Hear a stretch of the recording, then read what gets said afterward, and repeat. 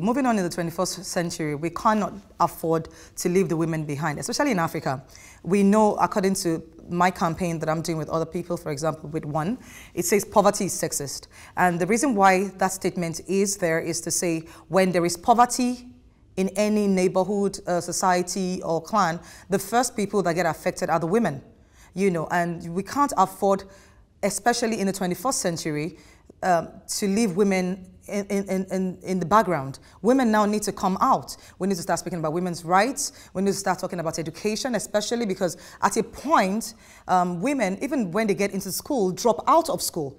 So we are already behind schedule in getting this, you know, this whole thing on the road, and we cannot afford to lose any more time. We need to get all the girls in school and to stay in school, because a lot of African girls drop out of school even when we are able to get them in school in the first place. And that's because of culture, because of early marriage, because of other, you know, sometimes when poverty hits a family and they have to decide, most times it's the girls that they take out of school, and they will say, you know, let the boys go to school. This mentality needs to change, and all of this comes from, you know, from enlightenment, from knowledge, from talking, and from getting to the grassroots to let them know women and men actually stand an equal chance. There's so many people now who have only women or girls as children, and they're doing just good. So gone are the days where people thought or were made to think that if you have a girl child that she's going to end up in the kitchen or end up doing some menial work. That doesn't happen. We know that now. We have women leaders, we have presidents and all of this stuff, and other careers that are coming out as women.